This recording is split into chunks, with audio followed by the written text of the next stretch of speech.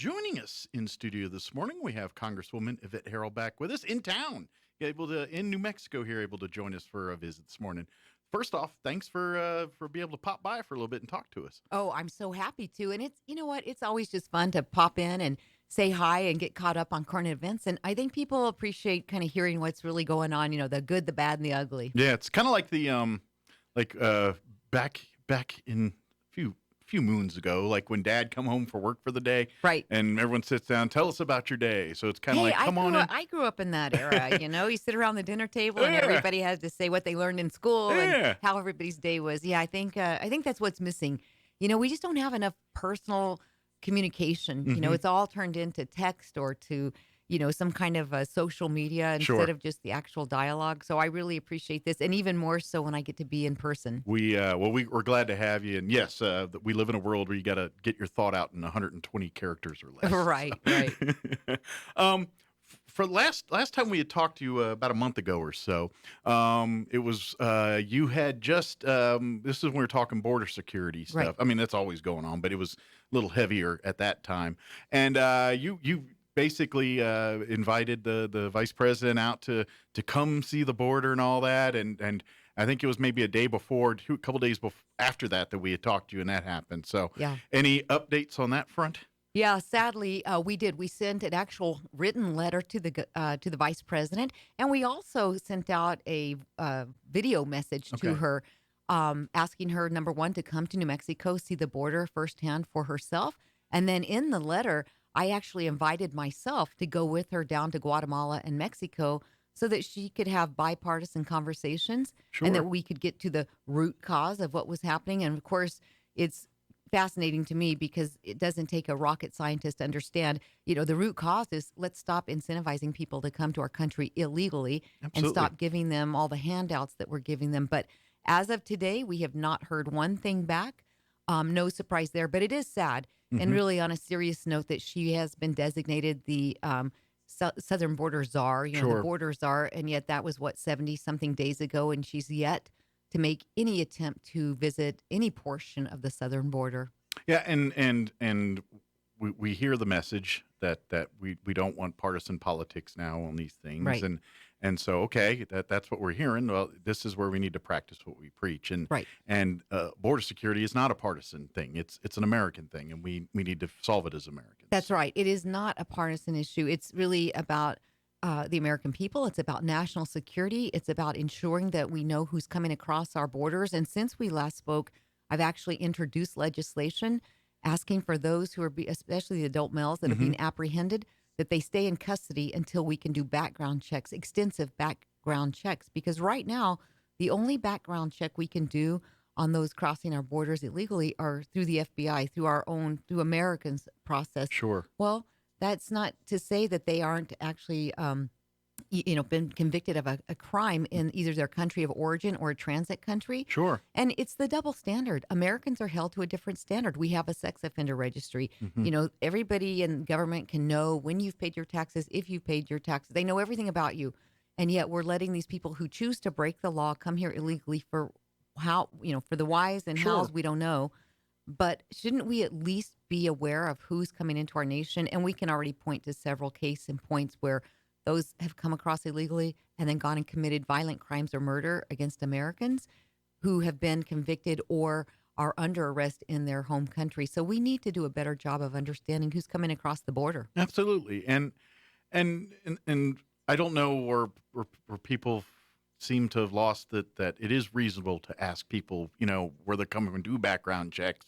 If you as an American tried to become a citizen of any other country on the planet, there's a whole gauntlet of Oh, things you have to do to do that. absolutely. Why should it not be different for folks that want to come be a part of this country as well? I'm not saying it make it impossible, but what I'm saying is, there is a vetting process. If you want to come here, great. What are you bringing to the country? What are you wanting to do? What is your goals What's your and aspirations? intention? Yeah. And the thing of it is, now we're even putting more of a load on our law enforcement. Hmm. I look to the sheriff's department here, the police department here. We know just by the numbers I was given. I was down at the border just a week ago. Again, my fourth trip down since Hmm. I've been elected.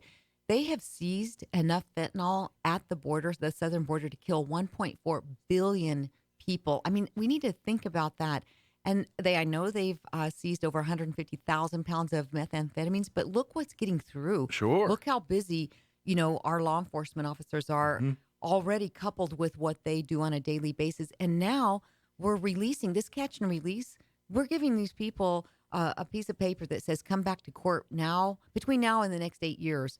Well, they're not going to come back, but we have no idea what kind of people we're allowing to run free in the interior in our communities. And of course, that puts more of a burden also on our law enforcement. Absolutely. And and they're already taxed here Oh, on everything so else that's yeah, going on in the yeah. world And too. So my feeling is, let's give them the tools they need. Let's give them the funding they need as far as law enforcement, and let's ensure that we're supporting them and not putting more of a burden on their back. And this is exactly what this open border does, hmm because the rural communities, I've had conversations with a number of law enforcement, the uptick in crime, the uptick in drug apprehension, with human smuggling. I mean, we've seen it across the board, and like you said, plus their day to day, sure. keeping our communities safe, our streets safe. It's just compounding the already tough situation that our law enforcement face every day. Absolutely. Yeah, I mean, you gotta, there just got to be the way. Sure, the humanity side, absolutely. We want to make sure 100%. everyone gets help and everything else, but realistically and everything else, there's got to be a process. There's got to be a way to do this. You just can't turn them loose, or what you said happen. You think life is tough right now. Wait till crime is unchecked, unvetted, because there really isn't a system to to keep it in check. Right. And the one thing I want to point to is, when we speak out, especially I speak out against the border all the time because of the porous border that we have. We should put the policies back in place that were working under the Trump administration. And then people go, well, you just don't like kids. You don't, your heart is hard. No, it is not. But do people even see what is happening to these children and families that are coming through a number of countries to get here illegally? I Hmm. mean, the human smuggling, the abuse and neglect, and just last week, the child that was left by the smugglers on the side of the border, just Hmm. screaming and crying for it. It's like, can you imagine having a 5-year-old child and just dropping it off at the border of, say, Arizona and New Mexico and just leaving? I mean, that's child abuse, in my opinion. And what makes me so mad is the sheer amount of money Hmm. that the American taxpayers are paying for all the housing, the transportation, the food, the clothing, the medical attention. You know what's sad? We have veterans on our streets that are homeless. We have children in this district Hmm. that are going to bed hungry at night, living in cars, living under bridges because the parents have fallen on hard times due to COVID. Hmm. And yet, this government wants to just turn the blind eye to that and just embrace those coming here. And again, it's illegal the way they're doing it. So, we've got such a crisis going on, and we've got to keep talking about it, because mainstream media is not so much talking about it so much. I'm still beating that drum, because Sure. obviously it's important to New Mexicans and Americans that we continue to make sure people know the truth. Well, and let's face it, the media nowadays, it's got the squirrel mentality, and what I Yep. mean by that is, the dog, the movie, squirrel, they talk to the Yep. dog, and that's the media. I mean, and they have something going on crazy over here, but then something else happens over here, and it's like squirrel, and they go Yep. there, and like you said, the real issue dies away Yeah. because the sensationalism of it is now not as cool as Oh, yeah, whatever's going because on over something here. else might be more fun to talk about, or Hmm. it's breaking news. And sadly, I wish there were things happening in the news that were actually highlighting some good things for American people. Nothing has come out of this Congress that has been a benefit to the American business owner, the American worker. The policies are so dangerous, and it's happening just at a breakneck speed. And that's why I think it's important that we're talking about these issues. Yeah. And there's so many to talk about. And you know what? The one thing that I want people to understand is, we're to me, we're way past party affiliation. These are absolute policies that are going to have a profound effect on the American people. Hmm. And I know there's been times when we've said, as Americans, as people, well, I don't have kids in school, so education's not my problem, or, I don't own a business, so business things are not my issue, or just, what have you. But now we're in a place right now where this is America's problem, and Hmm. we've got to work together to just stabilize our economy and really salvage the country that we love, that we grew up in. Absolutely. We're all cogs in the big That's wheel. exactly right. And you may not think or believe that a cog way over in the other part of the wheel is something that you care about or is impacted by your life, but It is. I mean, like you said, with kids and everything. Okay, yeah, you don't have kids, but guess what? You don't plan on dying tomorrow. Yep, These kids are going to be the ones that are making decisions for us in the country, that's or right. business owners, things. So I want them very smart so they make good decisions. Right. I mean, these are kids that we hope to employ, and like you said, that is such a great point. You know, Yeah, whether you have children in school or not, we need to be paying attention about the indoctrination that continues, and we're just seeing it so many places. We don't have a workforce right now. Why hmm is that? I mean, we've got people now staying at home because the government is pushing them to be reliant on these paychecks, and that is just incredibly dangerous. And absolutely. we've got to ensure that small businesses. It breaks my heart because I know a couple in my own town who somehow they managed to stay open through the COVID. And now that the COVID, it's starting to kind of expand where we can have open for hmm business and our little small companies can get back together again and open their doors. And now they don't have a workforce. And so I actually have two people in my hometown that are going to be closing if this doesn't get resolved very quickly. So we've pushed on the governor to put the protocols back in play for the Sure. unemployment, which I think she's doing. But now they have such a disaster there with the mismanagement of the $250 million that came from the feds. Yeah. And this is what happens when the federal government just doles out these big fat checks to the individual states with no oversight. There's going to be fraud, waste, and abuse. Yeah, speaking of that, I want to, and this is a little off topic, but it is, and I'm kind of curious because yesterday they were, they were talking about the state map and everyone going Sure. turquoise, and now we're finally turquoise. We're done with the colors and all that, and they're saying we're going to be this till whatever we stop colors, Yeah. and then I heard them talk in the news about federal emergency funding, and that might be a reason the state is not so quick to want to get these color system because that admits we're not in an emergency anymore, which means we don't need the federal emergency funding. I mean, That's right. We're rewarding states for yeah, bad behavior instead of opening up opportunity, getting people back to work, getting hmm these small businesses operational. Again, the matrix was changed, and I think we talked about this months ago when they were doing that relief package hmm back in February and March. They changed the matrix, and so really the states that had the higher unemployment rates were getting a bigger piece of the pie. And what we've done now is we've incentivized people to stay at home.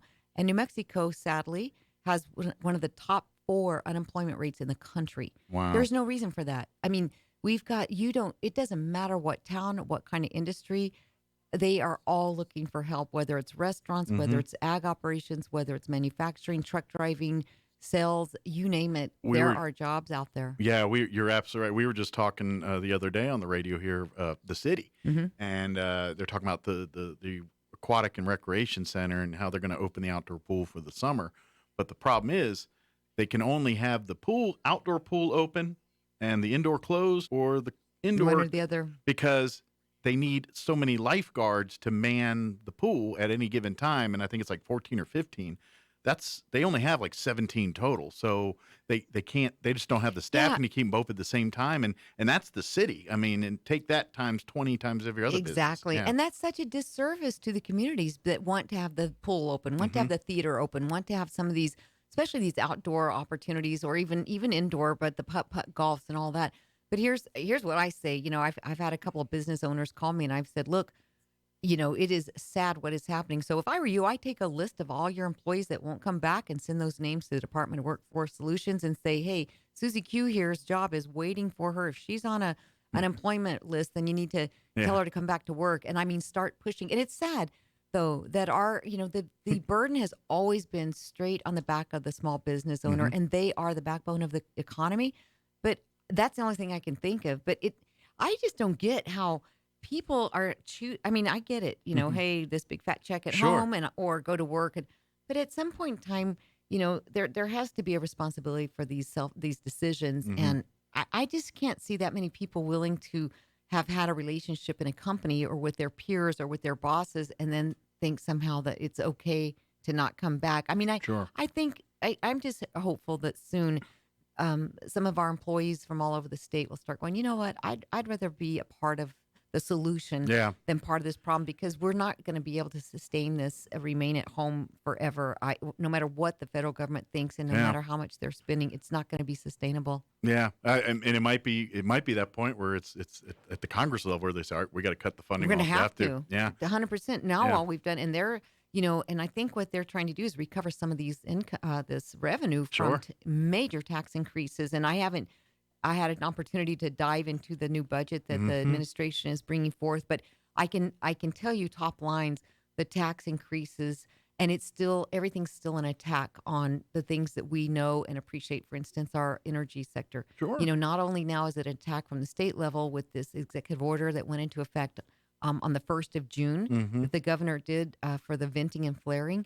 It's the same squeeze that we're putting on them from the federal side, and it Yeah. is just, there's not an industry that is not being harmed, and I just say it harmed by the government. And that's why I'm saying it's everybody's problem now. Right. Because if you like to eat, then you need to be concerned about what's happening with dairy, with ag, with beef producers, with our growers. It should concern you. So it's, it doesn't matter if you're, not in that business Sure. of ag, but if you're eating, then it's a problem. You need to be aware, kids in school, the whole bit. Now there's not one entity that I can think of that is not being somehow harmed by the federal government, and the states are piling on too. Well, really, at the end of the day, it's the adage: there's no such thing as free money. There That's right. never is. There never will be. I don't care who tells you what. There never is. That's right. So all the stimulus checks, all the free money that you've got over the last year, the bills come due. It's Yeah. time to pay the bill. Yeah. And the only way we pay that bill is get back to work and get our economy moving again. And guess what? That's why all your taxes, guess what? The money's not free. It's That's coming from right. somewhere. You're paying for it now. Yeah. They're going to jack up your taxes. There's no such thing as free money. And when you just look around the communities and look around the state, look around the country, I see lots and lots of little children, 5 and under, 10 years and younger. And I'm telling you right now, for the sake of the future of our country, go back to work, Mhm. because those are the kids that are going to be saddled with this debt, with this,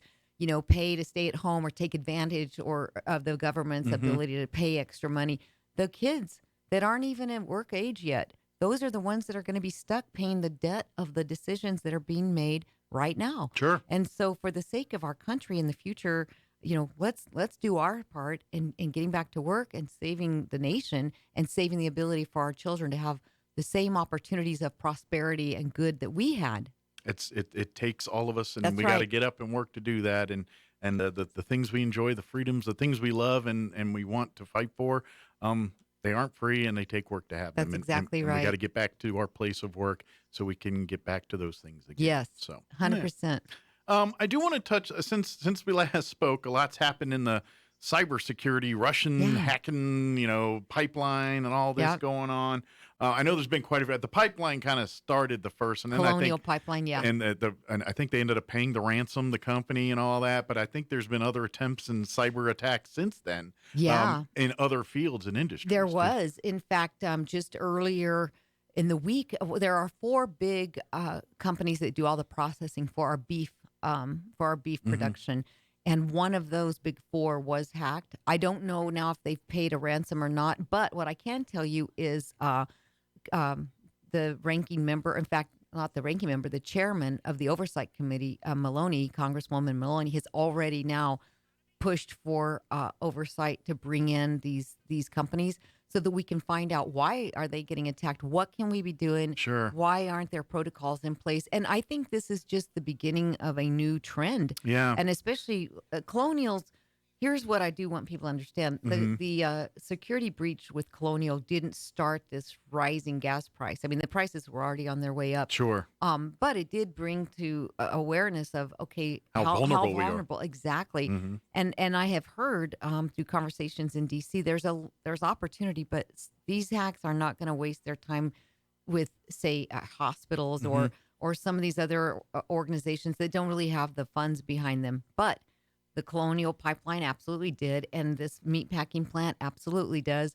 And so there has been already talk, and I know Chairman Maloney has already pushed for some oversight Sure. committee hearings on that as well. And so something else, it just, when it rains, it pours. And right Yeah. now we're in the storm of a lifetime. And I don't know, and you may not understand either, because I'm just kind of curious. uh, as far as the protocol goes on who's in charge of what and all that, because obviously the pipeline, it's run by private companies, Yes. it's worked by private companies, and everything's done by private companies because that's their business, that's what they do. Obviously, what they do impacts us as a country and us as a Right. people, but government insight overstep. There's always checks and balances. What you do, what you can do, Yeah.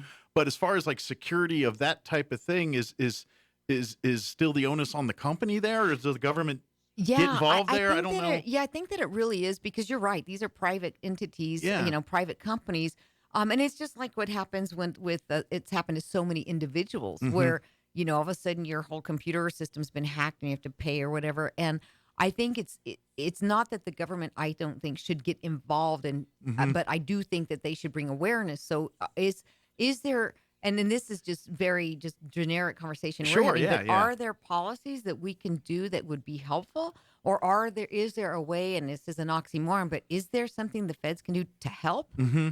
Or would it be more of a hindrance? But I think the curiosity of why, and is this going to be a trend that, like I Sure. said, that we're going to start seeing, and what can we do? And maybe I don't know if it's going to be more on the scale of punishment for those that are doing the hacking, doing the violating, and Hmm. then if they're caught, or if it's going to be, are there things in terms of agreements that the federal government can help with? I don't know, Sure. but there's enough of it now happening that and think about it, those are just the two ginormous ones, but we've Hmm. seen it now. What with Target last year, Hmm. a couple of banks, Oh yeah. Colonial, and it could be something that we're just not going to be able to get to the bottom of, but we're going to have a better backstop, if you Sure. will, for some type of computer software that would actually, and that's probably going to be the new thing that's going to Sure. be, I mean, you I know, think, when we talk about government intervention on some of the security things, I mean, it's one thing when we're talking about even money, and I'm not trying to say money's not, because it no, very I much get you. is, but when we start getting to where it's impacting infrastructure, like Yeah. our power, water, Well, fuel, that's what I and think that's the where we're concern thinking, is. we're Yeah, like, I mean, government the maybe should be a little bit more involved in there. And I yeah, don't know, at but least aware, yeah. because I'm with you, because you start talking about the electric grids, Hmm. water, you talk about infrastructure with water systems, sewer systems, Yeah. all of these kinds of things. I think it kind of raises the red flag. I don't know what the fix is, but at Yeah. least that awareness, that conversation, and I I'm not agree. enough engaged in it to know, okay, what can we do?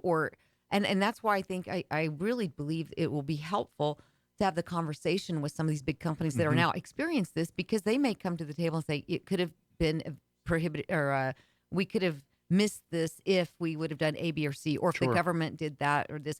But I know it's a fine line, because I'm a person of limited government and letting free markets and capitalism work for the American Sure. people. Absolutely. But I do think that we still have to work to save and Help to preserve keep it a playing field that's level for the everybody. health, Yeah. safety, and welfare, and that to me even includes some of this computer Sure. hacking that's going on. So I'm curious about it. So I'm Yeah. hopeful that they get I those meetings set up. I think this is something we as a country have to really start thinking Yeah, about it's quick it's and a hard. reality that we live Yeah. in now, and again, what do we need to do? I don't have the answer today, but I am hopeful that I think it would be very enlightening Hmm. to sit down in a committee hearing with some of these, and just kind of Say, hey, what are we doing here? best steps. What could we have done? What could we do different? What help do you need? And Yeah. let's see. Because Yeah, I guess the thing, and unfortunately, because we talk about private entities paying sure. ransoms. I know we talk U.S. government terrorists, like we don't negotiate with terrorists and all. So this is private sector. It's a different Different ball ideology. game. Yeah, But there is the fear now. It's like you gave in there. It worked for whoever tried to do it. I know. What's next? I wish they didn't. Yeah, and I'm not the company owner. I'm That's not a scary thought. a stockholder and all that. So I Yeah. don't know. I wasn't intimately involved in it, but it is scary to think, okay, that they paid it, Uh huh. and had they not, what would have it looked like? I don't know. And so it is worth, I think, at least a meaningful conversation. Absolutely. Yeah. Yeah. For the sake of really world kind, not just the United States, Exactly. but the entire Exactly. planet. Yep. So, I know we're probably getting a little short on time here for you. Is there anything we want to make sure that why we got you here that we wanted to get out to people? Well, I'm just still so honored to be in the position I'm in, and I think it's just been incredible the people that we've been able to keep in touch with, and the Hmm. different industries and the things happening that are being affected in around the district, Yeah. policies, and even Mother Nature. I'm so blessed to have such a great staff on the ground in New Mexico and also in DC, and where the rain was very welcomed. The other day, I know there were some property owners that experienced some losses, and I'm just, they're in our prayers. And so we Yeah. want to make sure that we're, grateful for the rain, but also paying attention to some, I mean, it's one of those things. You finally get some rain and then it kind of turns Careful into a what you bit of, wish for, yeah, right? it kind of turns into a little bit of a disaster, but you know what? Grateful for that rain. We sure need it. And, Absolutely. we're just going to keep working hard for the people of New Mexico, the people of America. Like I said earlier, I don't feel like this is a partisan thing anymore. I think we need to be making good things happen for Americans, for New Absolutely. Mexicans, and having those conversations. And that's what we've been doing. And I'm just, again, just so honored and just really appreciate the time to get to come in and just visit about what's going on. Well, we do. We love sitting down and having you chit chat with us. Oh, I know what I meant to Okay. ask you. Last time, I think it was in April we talked because it was right before the cicadas were starting. Oh my gosh. Have you, now that you were in DC, did you see them while you're there and all Okay, that mess? so yeah, okay. So, for anybody that doesn't remember, so there was supposed to be this 20-year high, and there were supposed to be millions of these things. And we don't have very many of those. I'm not it's super not like familiar. back there. Yeah, I'm not familiar with this. And it's a beast. Okay, it's just ugly. The beautiful part is, and I'm so grateful, I have seen them. Most of the ones I've seen have been already dead on the Okay. sidewalk or whatever. So it wasn't the big The swarms. hordes of But them. let me just Okay. share with you, I didn't spend a lot of time outside either. This is true. You So, were and I'm probably- hopeful by the time I get done being in district and go back to DC, They're going back gone. hibernating. Yeah, that's kind of where but they're ugly. It's And a bit unnerving. well, and it is. And I kept thinking, I played it out in my mind. If one touches me, what will I act like? And probably like some little kid screaming, but so far so good. But I have seen them. They're very ugly. Yeah. But I think in some areas of DC, because I was asking around, have you have you asking seen 'em? people, and people would say, oh my gosh, they're everywhere. And I thought, well, they're not everywhere on the street that I live in, so I'm not going to venture very far from my house to the Capitol and back because I knew it was pretty safe. I think the most creepiest one I've ever spot was, and this was it was probably 20 years ago. Whenever I left, I went back to visit family, and we all went out to the Air and Space Museum out at Dulles. Yeah, yeah. Out there, Yeah, out yes. there. And so we're walking around. They got, of course, big parking lots and area, and then they got, every little parking area that has the little medians or whatever. Yep. They've got trees. Yeah, they do. Tons of trees. Yeah. And every single one of those was packed with thousands. And you just walk around and you just hear that that Yeah. noise. And it was like an Alfred Hitchcock movie. That was the one time I'm like, let's get in the building. This. It's creepy. Yeah. I know. And then what was really weird, and I don't really watch a lot of news out there because it's usually not on when I'm at home, but I did catch it one evening and they were talking about those things. And then this is kind of weird to me. People were sending in pictures of those things. Uh-huh. And it's like, oh my gosh. Okay, so I knew what to look for, but they're very creepy looking. Mm-hmm. And what was funny is there actually were quite a few between the office building and the Capitol. And because it's so beautiful that weather, we just run across the street, but there would be a bunch of them. And I thought, okay, but they were mostly dead, almost all of them dead on Sure. the sidewalk. But I thought, okay, if one touches me, this may not turn out well. Well, I then you mean, got now Walking Dead and all these zombie Yeah, shows. yeah, So yeah. something like that, like that thing could go back to life. I I'm saw telling Walking you Dead. what, they're not.